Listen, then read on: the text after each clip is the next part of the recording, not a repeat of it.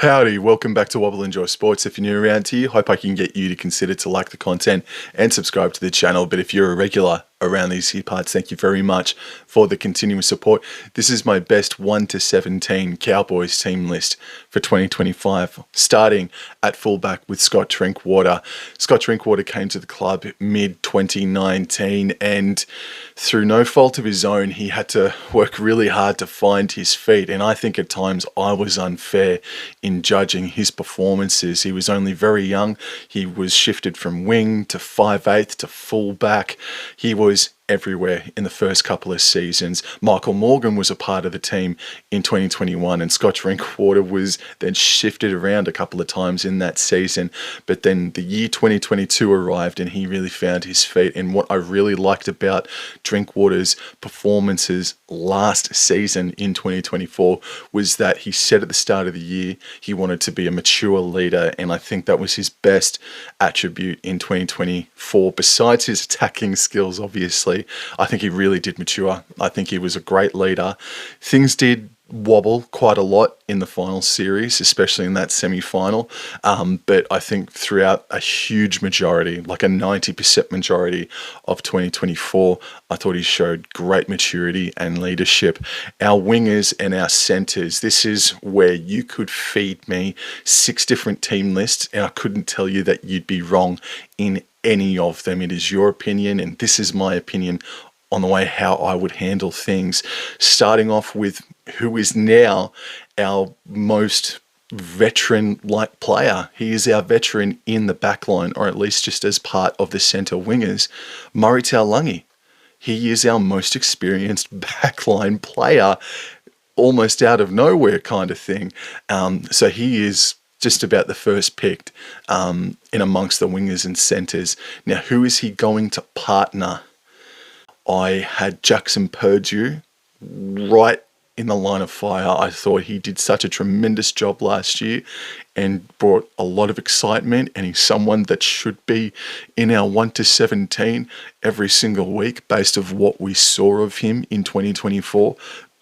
But the thing that is now keeping me from selecting him is his youth. He's got oodles of time in the NRL. He is going to be a 100, 200, hopefully 300 game player. But he's right now so very young and raw. We kind of got to protect him. Even though he looks NRL ready, we still just got to be careful with Mr. Purdue. So Viliami Vailea comes into the fold, and this man could have been unfairly dealt a Queensland Cup jersey in round number 1, but he had to be our mainstay centre because of Zach Laybutt's injury last year, and Vailea didn't do a hell of a lot wrong. Even in that semi-final against Cronulla, he had one bad half and then he backed it up with a pretty decent second half, Viliami Vailea.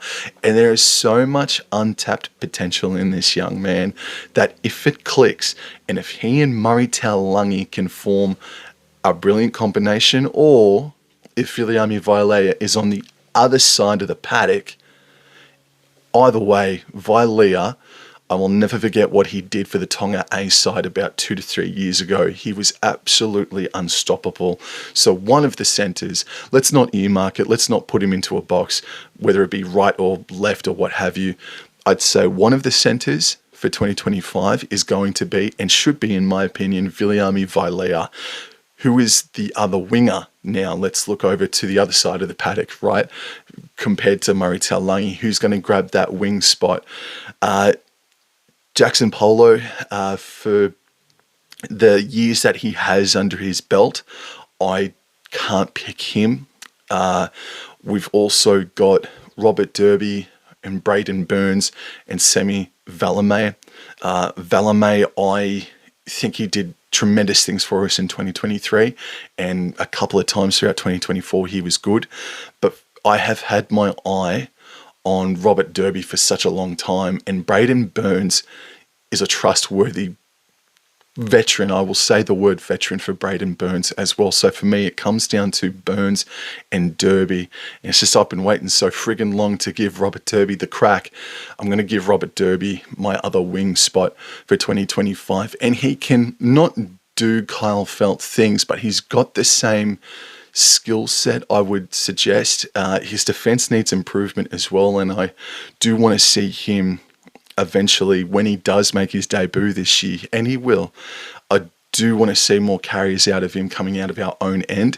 But he's got the leaping capabilities, and he's just got that wild X factor to him. Whereas Braden Burns, he just misses out, and he, for us throughout 2024, was super reliable. I think he won a couple of games for us against South Sydney and the Sydney Roosters last year. So if he comes in, I'm not complaining. If Falamé comes in, or whoever comes in, I'm not complaining. It's just me personally. I'm such a fan of Robert Derby. Even though he didn't have the best trial against the Dolphins on Friday night, I'm still giving Robert Derby the first crack in 2025. And the other centre position, it could have gone to anybody else, but Zach Leibart deserves a second chance, and he should be the other starting centre. Every time he plays, I just get more enamoured by Mr. Leibart, and I think he's just such a classy player, but he brings such toughness as well. I think everyone be patient with him in the first month if he doesn't hit the ground running, and if he does, fantastic. But if he doesn't hit the ground running in 2025, be patient, because he's coming off an ACL injury. So I'm prepared to be really patient with Zach Leibart in 2025. The halves combination, this is another point of contention except for one spot. Tom Dearden, thank you, love you. The halfback position, it's going to come down to Jake Clifford or Tom Duffy. Tom Duffy is an Australian schoolboy that has been talked about in North Queensland circles for the better part of 3 seasons now, whereas Jake Clifford, we all love him. We love the big red dog. And when he came back to us and played for us in 2024, he won our hearts back effectively. I think both of these players are going to play first grade throughout the season. Who I would start with would be Tom Duffy. I think, in my opinion, it could be better for both parties, for Clifford and Duffy, if Duffy is given the first crack in 2025, and if after 5 to 6 weeks, Todd Payton sits down with Duffy and evaluates the situation, and if he says, you're doing fantastically, we're going to stick with you, and big red dog, we'll keep you in the Northern Pride. Mackay Cutters, I think Northern Pride. Yes, Northern Pride. We'll keep Clifford there. But I think it would be easier for a young man to debut instead of debuting in around 6. And sometimes it's not the case. Sometimes it's vice versa. But I just think for Tom Duffy, I think I'd be giving him the first crack, saying thank you, Jake Clifford, but just hang tight. We'll get you some game time later on this season. And the best halves combination from the Queensland Cup in 2024 will surely reconnect in first grade come State of Origin time.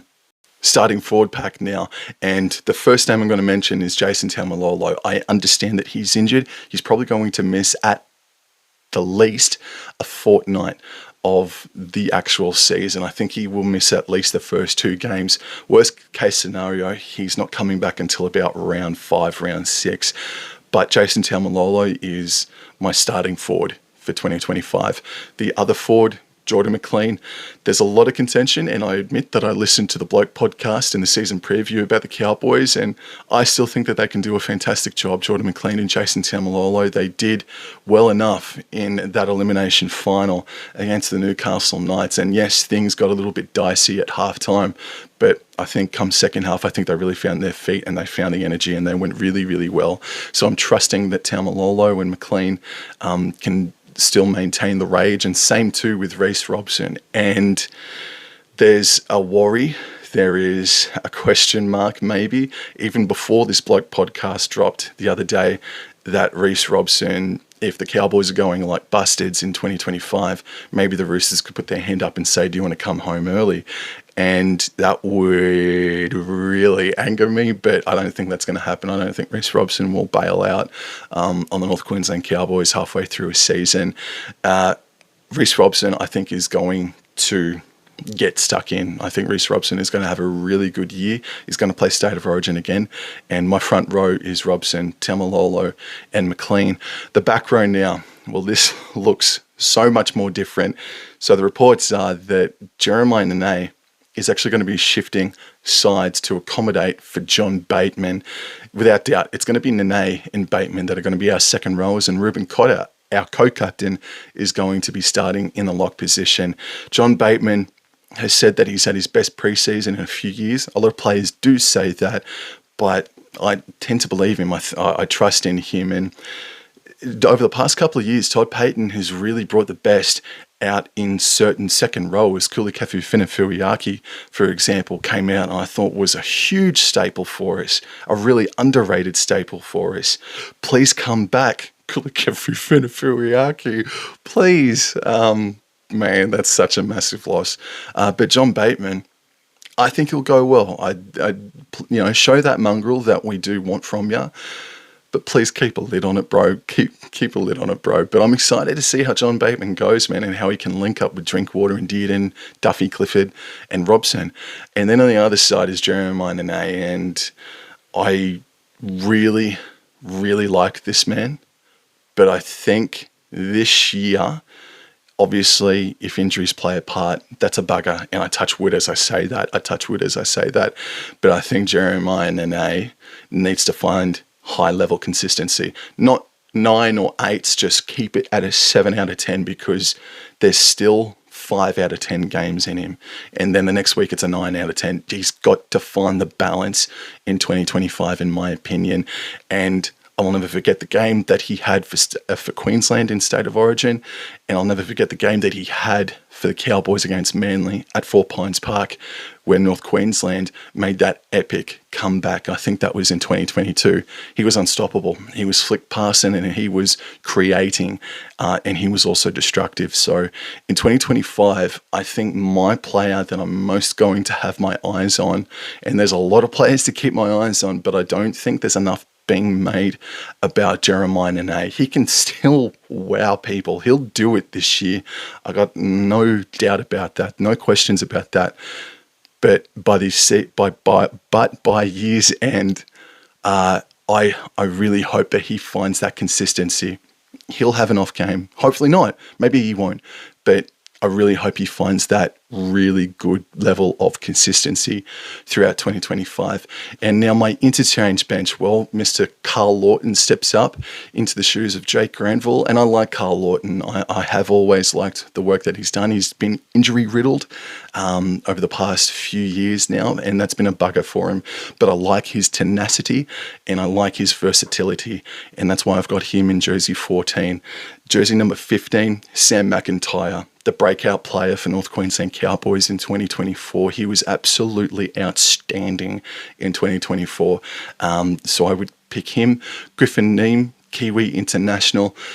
This is a big year for Griffin Neame. I agree with, again, I can't help but agree with the boys from the Bloke podcast. I think this is a pretty big year for Griffin Neame to step up and say, hey, if McLean is moving on at the end of the year, you can trust me to start in 2026 and start like a house on fire. And I think he can. I've always loved Big Griff. And then jersey number 17, well, that could go to a Jamal Shibasaki, for example. And I think he's right there too.